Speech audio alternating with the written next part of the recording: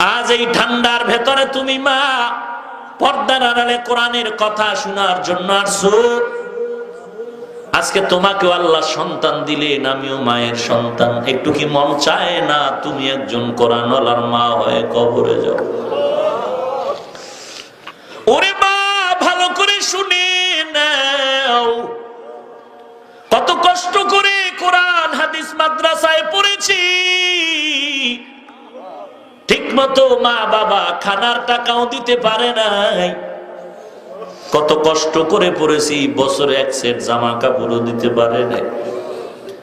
এত কষ্ট করে মাদ্রাসায় পড়লাম, এই টুপির কারণে কত গালি, দাড়ি রাখার কারণে কত গালি খাইলাম। এত কষ্ট করে মাদ্রাসার জিন্দেগিটা কাটাইলাম। এরে পর্দার আড়ালের মা, তোমার এলাকায় ডানে বামে যদি মাদ্রাসা থাকে একদিন গিয়ে খবর নাও। যেই সন্তান বাসায় ঘুমায় যায়, সকাল 10টার আগে ঘুম থেকে উঠে না, ওই বাচ্চাগুলো মাদ্রাসায় পড়তেছে, রাত্র 10টার আগে ঘুমায় না, ফজরের 1 ঘন্টা আজানের আগে উঠে রেডি হয়ে গেল। ঠান্ডা পানি দিয়া বাচ্চাটা ওযু বানাইয়া নামাজের মুসাল্লায় দাঁড়ায় আল্লাহরে ডাক দেওয়া শুরু করল। মাদ্রাসায় একটু গিয়ে দেখবা, মাঝে মাঝে ভোর রাত্রে আজানের 1 ঘন্টা গিয়ে দেখবা মাদ্রাসায় বাচ্চাদের কণ্ঠে কোরআন তেলাওয়াতের আওয়াজ, কত মাদ্রাসায় কান্নার আওয়াজ। এরে পর্দার আড়ালের মা, তুমিও মা, খাজা মঈনুদ্দিনের মাও একজন মা। এরে ভৈরবের মা, তুমিও মা, উলামায়ে কেরামের মাও মা। এরে আম্মা জান, মনটা কি চায় না একজন কোরআনওয়ালার মা হয়ে যাও? কত মানুষ আইসা পায়ে জড়ায় কান্না করে, হুজুর একটু পানি পড়া দেন, একটু দোয়া করেন, 10 বছর বিবাহ করলাম, একটা সন্তান পাই না। সন্তান কেন চাও? সন্তান তো বিপদ। বলে আপনার মতো একজন আলেম বানাইতে চাই, একজন হাফেজে কোরআন বানাইতে চাই। আজকের এখানে 8 জন সন্তানের মাথায় পাগড়ি দেওয়া হলো, যাদের সিনায় 30 পারা কোরআন ঢুকানো আছে। এরে আম্মা জান, এদের মা বাবার জীবনটা কত সার্থক। শুধু তাই না, এরা যাদের ঘরে খানা খায় লেখাপড়া করলো, তাদের নামটা পর্যন্ত এখানে বলা হলো। হাসরের ময়দানে হাফেজে কোরআনদের আল্লাহ ডাকবেন আর বলবেন, জান্নাতের দরজা খোলা, তুই যা। আল্লাহ বলবে, শুধু তুই একা যাস না, তোর এই কোরআন পড়ার খেদমতের পেছনে যারা খেদমত করেছে এরকম 10 জন গুনাহগারের সুপারিশ করিয়া জান্নাতে নিয়ে। এরে যুবক, টুপির কারণে সম্মান কমে নাই, মাদ্রাসায় পড়ে ঠকি নাই, সম্মানও কমে নাই। রে যুবক, স্কুলে পড়ো, কলেজে পড়ো, পড়, ব্যবসা করো, চাকরি করো, কর, কিন্তু পাও দুটো আগায় দিলে আমি পায়ে হাত রেখে বলবো, স্কুলে পড়ো, কলেজে পড়ো, সহিভাবে কোরআন পড়ো, নামাজ পড়ো, মা বাবার খেদমত করো। এরে যুবক, আল্লাহর গোলাম, ডানে বামে তাকায় দেখ, তোর মতো কত যুবক চাকরি করে, নামাজ বাদ দেয় না। তোমার মতো যুবক স্কুল কলেজে পড়ে, 1 ওয়াক্ত নামাজও বাদ দেয় না। তোমারে পায়ে ধরলে নামাজ পড়তে চাও না, তোমার পাশের এক যুবক পায়ে ধরলেও আজান শুনে আর তোমার কাছে থাকতে চায় না, বলে তাড়াতাড়ি আমি মসজিদে চলে যাও। আলে তোরা সালেহ কুনাত সোহবতে তলে তোরা তলে কুনাত জমানা সোহবতে বা আউলিয়া বেহতার সদ সালে তাআত বেরিয়া। রাগ করলেন আপনারা?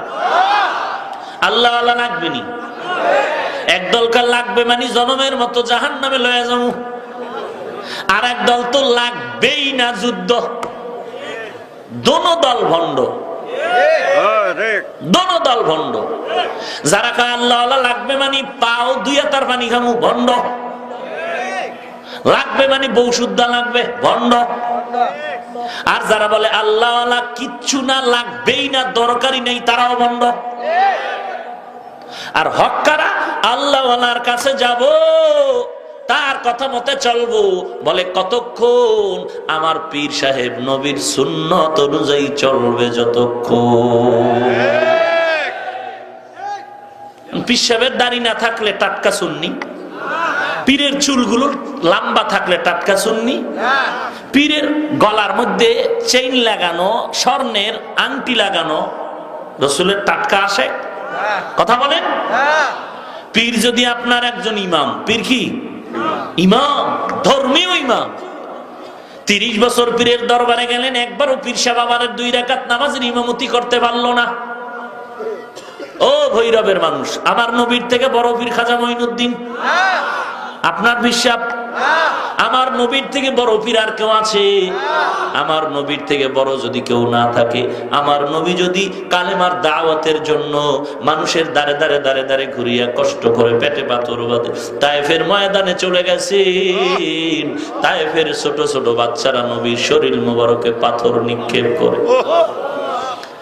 শ্রাবণ মাসে বৃষ্টির ফোঁটার মতো নবীর শরীর মোবারকে পাথর নিক্ষিপ্ত হচ্ছে। কেমন অবস্থা? নবীর শরীর মোবারক থেকে রক্ত পড়ে জুতা মোবারক আটকায় গেল। কে সে নবী আমার, যেই নবীর শরীর মোবারকে মশামাছি পড়া হারাম? সেই নবীর শরীর রক্তে রঞ্জিত হয়ে গেল। যেই নবীর ঘাম থেকে মিশকের ঘ্রাণ, আম্মা জান আয়েশা রাদিয়াল্লাহু তাআলা আনহা বলে, নবীজির ঘাম মোবারক বোতলের মধ্যে ভরে রাখতাম, বড় বড় বড় বড় অনুষ্ঠানে আমরা মিশক হিসেবে ব্যবহার করতাম। ওই নবীর শরীর মোবারকে পাথর বৃষ্টির মতো যখন আসতে শুরু হলো, আমার নবী 1 কদম 2 কদম পেছনে দিয়ে দিয়ে জন্মভূমির দিকে রওনা। আমার আল্লাহ সহ্য করতে পারেন না, আল্লাহ জিবরাইল আমিনের পাঠায় বলেন, ও জিবরাইল, আমার নবীর কাছে যাও, আমার নবীর, আমি একজন আশিক, আমার নবীর কান্না সহ্য করতে পারি না, এখনই নবীর অনুমতি নাও, তায়েফের জমিন উল্টায় সব মানুষ ধ্বংস করে দেই। জিবরাইল আমিন সালাম দিলেন, নবীকে সংবাদটা পৌঁছায় দিলেন। মায়ার নবী ডাক দিয়ে কয়, জিবরাইল ভাই, এই সিদ্ধান্ত তুমি নেওয়ার চিন্তা করো না, আমার আল্লাহকে নিষেধ করে দাও, কারণ এরা আমাকে চিনে না। যদি আমাকে চিনতো, আমার শরীরে এরা পাথর নিক্ষেপ করতো না। এদেরকে মারিও না, এদেরকে কিচ্ছু বলিও না, একদিন যখন চিনবে সেদিন তারা কালেমার পতাকার ভেতরে ঢুকবে।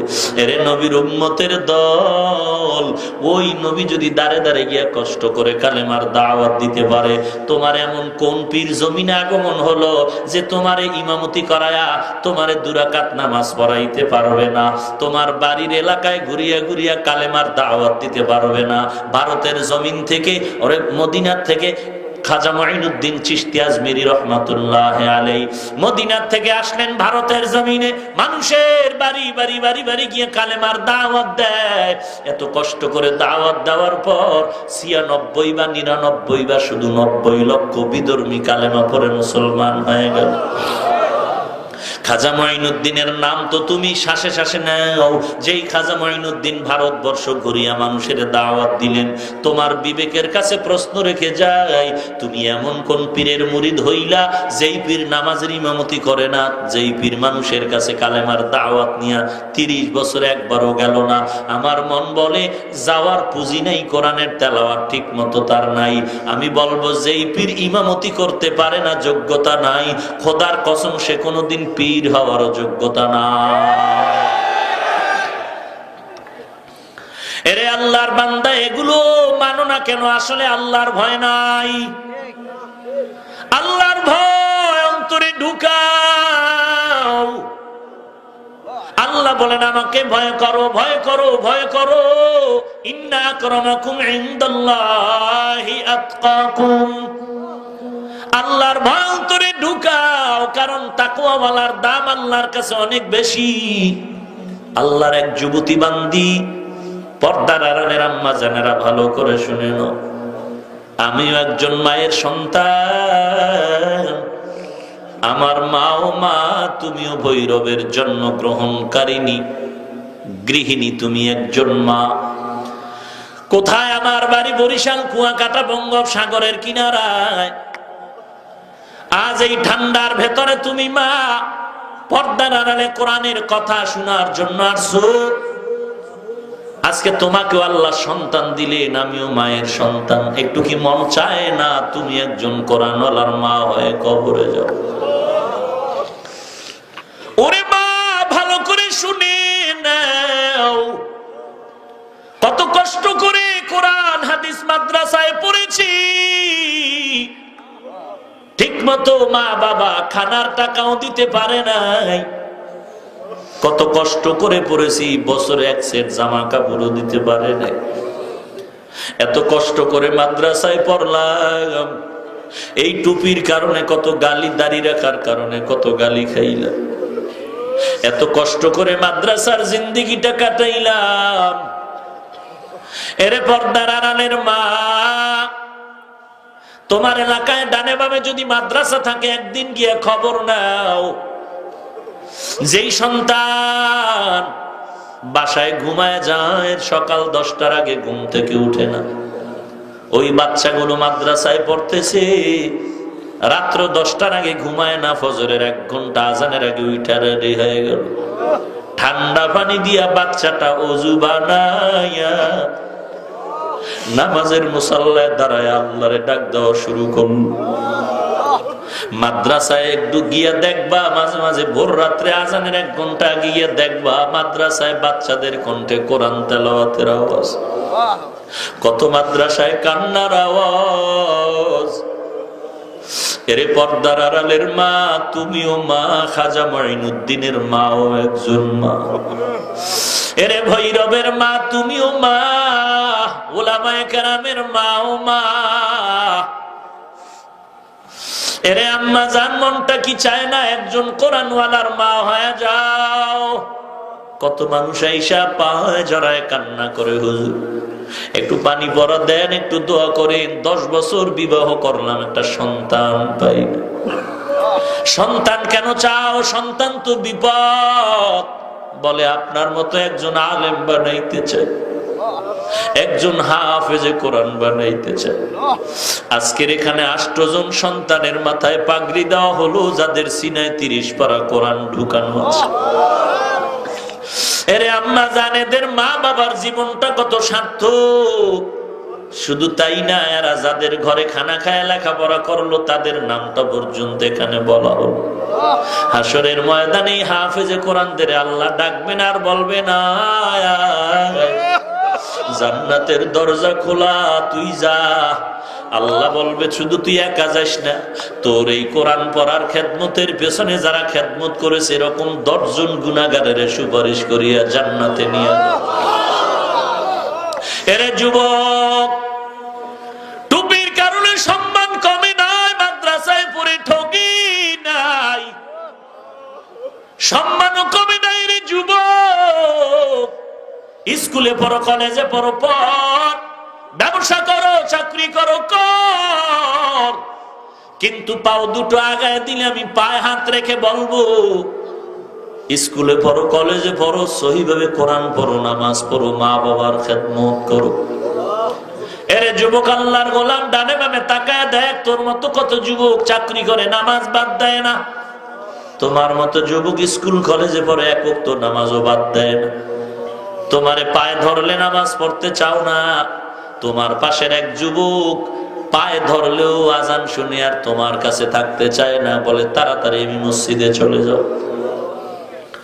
এরে আল্লাহর গোলাম, মাদ্রাসার জিন্দেগি কত কষ্ট। ঠিক মতো খানা নাই, তরকারি নাই। অনেক সময় বড় লোকের ছাত্র ছেলেরা মাদ্রাসায় পড়তো, তাকায় তাকায় দেখতাম, খোদার কসম। ধনীর ছেলেরাও মাদ্রাসায় পড়তো, যদিও তখন কম। এখন তো ধনীর ছেলে, র্যাবের ছেলে, আর্মির ছেলে, বিডিআর এর সন্তান, ডিসি সাহেবের সন্তান, মাদ্রাসার হাফেজে কোরআন। আমি যখন মাদ্রাসায় পড়েছি তখন তো 10-20 বছর আগের কথা, তখন আরো করুণ অবস্থা। কত কষ্ট করে পড়তাম। বড় লোকের ছেলেরা মাদ্রাসায় 2 বেলা খানা, পেট ভরে না, তরকারিও নাই, ডাউল, নিজে বাবার টাকা দিয়ে তরকারি পাকায় খায়। এরে নবীর উম্মতের দল, এখনো মাঝে মাঝে দেখি গরিব ছেলেরা মাদ্রাসায় কত কষ্ট করে। এই শীতের রাত কত সন্তানেরা বাবার টাকা দিয়া কম্বল কিনে মশারি টানা আরামে ঘুমায়, আর কত গরিব একটা পাতলা কাঁথা ছাড়া আর কিছুই গায়ে দেওয়ার কিছুই নেই। গরিব গরিব সন্তান, ইয়তীম, মা নাই বাবা নাই, দেখার মতো কেউ নাই। অন্য বাবার আইসা ছেলেরে কোলে নাই, নাস্তার টাকা দিয়ে যায়, ওরা তাকায় তাকায় দেখে ওদের কপালে নাস্তার সুযোগ নেই। এরপরেও মাদ্রাসা ছাড়িয়া যায় না, বরং মাঝে মাঝে ছাত্রদের নিয়ে বসে একটু আল্লাহর কাছে মোনাজাত করি। ওই শিশু বাচ্চা এতিম গরিবদের কান্নায় মাদ্রাসার দেওয়ালগুলো ভারী হয়ে যায়। আল্লাহর কাছে বলি, মালিক, এই বাচ্চাগুলোর আমলনামা এখনো জারি হয় না।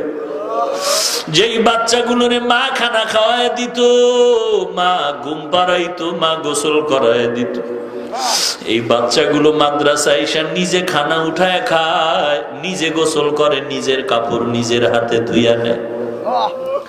বাসায় তরকারি খারাপ হলে খানা খাইতো না, মাদ্রাসায় একবারও প্রতিবাদ করে নাই, যা দেই তাই খায়। মাঝে মাঝে ছাত্রদের জিগাই, বাবা তরকারি ভালো লাগেনি, দেখি খারাপ অল্প সামান্য, বলে হুজুর আলহামদুলিল্লাহ। আইসা বলে, হুজুর একটু দোয়া করবেন, আমার মা পাঠাইছে আমাকে আলেম বানানোর জন্য। আল্লাহ পাক জানো আমাকে ভালো আলেম হওয়ার তৌফিক দান করে। এই মাদ্রাসা থেকে যেন খালি হাতে ফিরিয়া না যাই। এরে পর্দার আড়ালের মা, আর কয়দিন তুমি দুনিয়ার রং তামাশায় পড়ে আল্লাহকে ভুলে থাকবা? কোন সময় যে কাফনের কাপড় তোমার দরজায় এসে হাজির হয়ে যাবে। ওরে মা, তুমি জানো না কত মা কবরে চলে গেল, বাচ্চাগুলো, দুধের বাচ্চা কবরের উপরে হাউমাউ করে কান্না করে, আর ডাক দিয়া কয়, আমার আম্মু কই? আমার আম্মুকে কেন দেখি না? আমার আম্মু কেন আমাকে ডাক দেয় না, কোলে নেয় না? এরে পর্দার আড়ালের মা, কয়দিন আর দুনিয়ার বাহাদুরি করবা? আজকে কোরআন পড়ার কারণে সম্মান কমে নাই, কোরআন পড়ার কারণে আজকে সম্মান কমে নাই। এরে যুবক, আল্লাহর গোলাম, তোমার মতো যুবক নামাজ পড়ে পর্দা করে হালাল খায়, কত যুবক আইসা কান্না করে, হুজুর জীবনে অন্যায় তো কম করি নাই, আজকে থেকে আর নামাজ ছাড়বো না।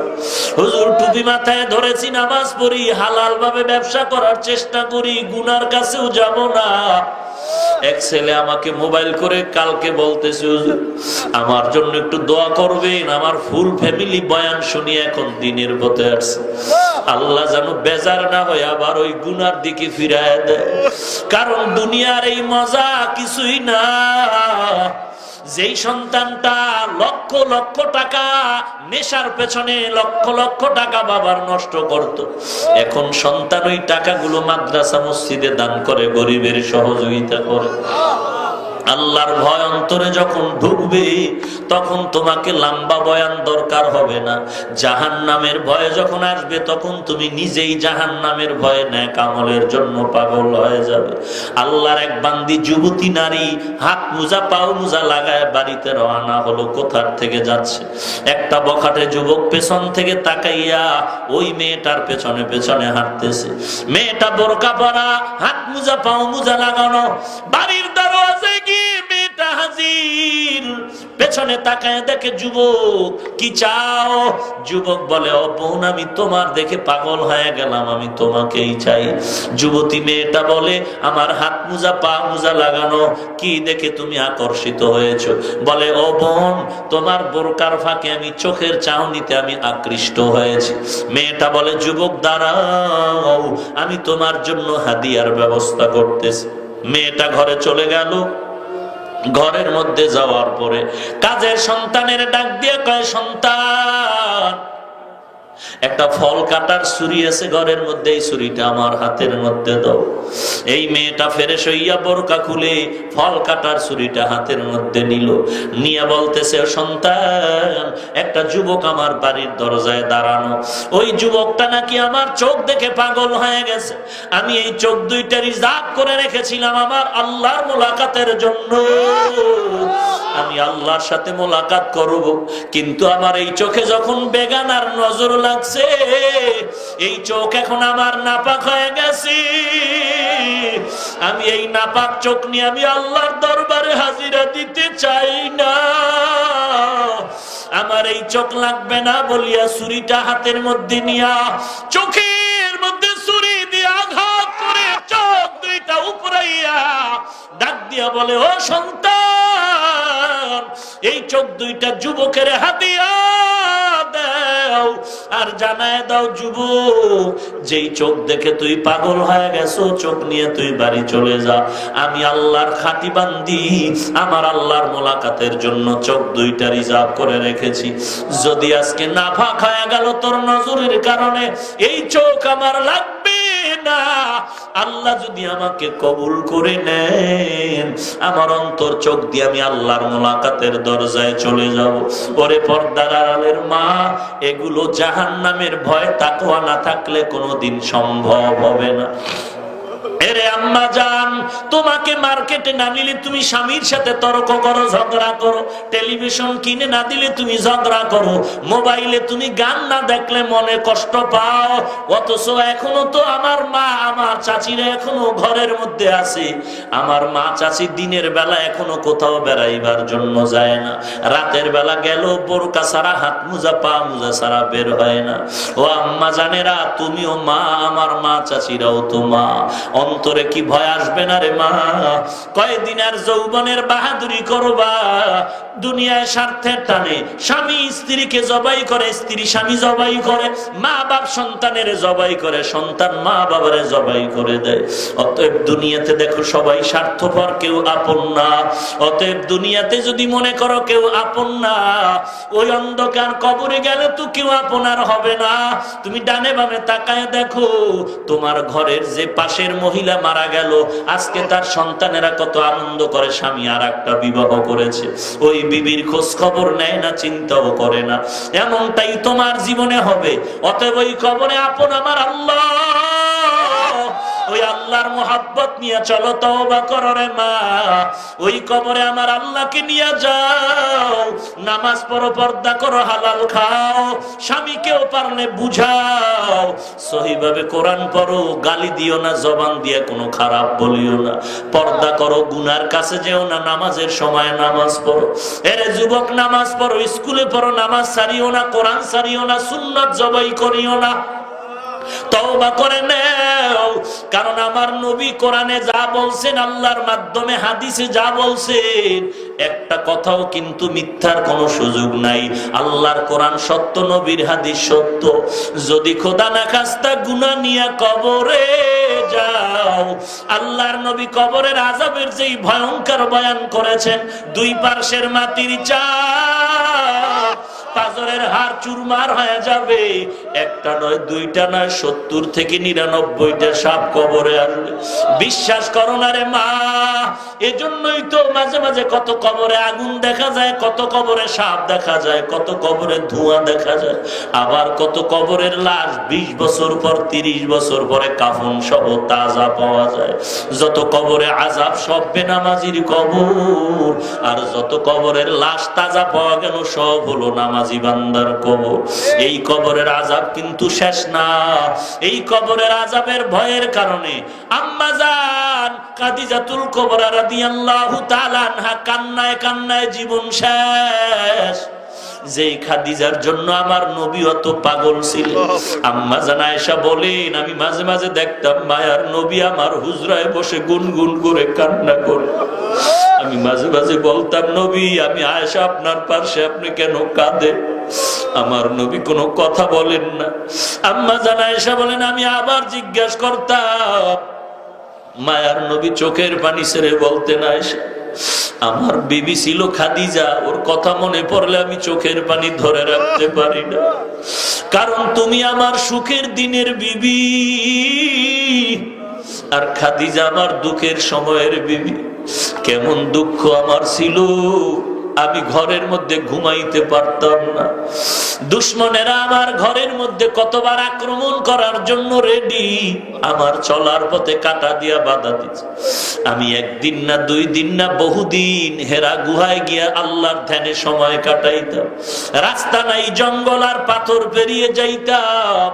মাঝে মাঝে দেখতাম তখন আমার বিবি খাদিজা ছাড়া আমার কেউ নাই। মাঝে মাঝে ওই খাদিজা মহিলা মানুষ ওই পাথরের পথ পেরিয়ে উঁচু ওই পাহাড় বেয়ে ওই হেরা গুহায় আমার নাস্তা নিয়ে খাদিজা আমার সামনে হাজির হয়ে যাইত। ওই খাদিজা আমি মাঝে মাঝে দিনের দাওয়াত দিয়ে ঘরে আসতাম, আসসালামু আলাইকা আহলাল বাইত বলা মাত্র দরজা খুলে যাইত। আমি একদিন জিজ্ঞাসা করলাম, ও খাদিজা আপনি কি ঘুমান না? বলে, ও পয়গম্বর, আমি 2 জন স্বামী বিদায়ের পরে আপনার ঘরে আসছি। আমি 5টা সন্তানের মা হওয়ার পরে আমি আপনার ঘরে আসছি। আমি জানি আপনার মা নাই, আপনার বাবা নাই। আপনার মা থাকলে আপনাকে বাহিরে রেখে মা ঘুমাইতেন না। আমি খাদিজা জানি আপনি বড় এতিম, আপনি বড় কষ্ট করে জীবনের খেদমতে চলছেন, দিনের দাওয়াত। এত কষ্ট করে ঘরের দরজায় আসিয়া যদি আমি ঘুমাইয়া যাই আর আপনি দরজার সামনে যদি ডাক দিয়া হাজিরা দিতে না পারি, আমি খাদিজা বড় ভয় পাই, না জানি আমি জাহান্নামী হয়ে যাব। ও নবী, আপনার মোহাব্বতে আদব রক্ষার জন্য আমি দরওয়াজার কিনারায় দাঁড়ায় অপেক্ষা করি। আমার মায়ার মদিনার নবী কখন আসবেন, আল্লাহর পয়গম্বর কখন আসবেন, ডাক দিবেন, আমি দরজা খুলে দিব। ওই খাদিজার কষ্টের কথা মনে পড়লে আমি চোখের পানি ধরে রাখতে পারি না। এরে আম্মা জান, খাদিজাতুল কুবরাও একজন নারী, আপনিও একজন নারী। সূরাত কিন্তু সবই এক, কিন্তু সিরাতের মধ্যে ভেজাল হয়ে গেল। খাদিজার আদর্শ আর আপনার আদর্শ এক না। খাদিজাও আপনার মতো নারী, তার যেমন চেহারা, তার যেমন 2 হাত, আপনারও তেমন সূরত, তেমন চেহারা, 2 হাত। কিন্তু খাদিজার জন্য দোজাহানের সর্দার পাগল হয়ে আছে। আর আপনি মহিলার জন্য কত মানুষ বরদোয়া করে, কারণ আপনার আচরণে স্বামী কষ্ট পায়, আপনার আচরণে সন্তানেরা কষ্ট পায়, আপনার আচরণে পাশের ঘরের মহিলারা কষ্ট পায়। ও আম্মা জান, আপনি কি এমন মা হতে পারবেন না যে আপনার ব্যবহারে স্বামীও মরার পরে কান্না করে দোয়া করবে? ও মা, আপনার ব্যবহারটা কি এমন হতে পারে না আপনার ব্যবহারে সন্তানেরা দোয়া করবে, আপনার ব্যবহারে ডানে বামের এলাকার মানুষগুলো মনে করবে দোয়া করবে? যদি এমনটা হতে চাও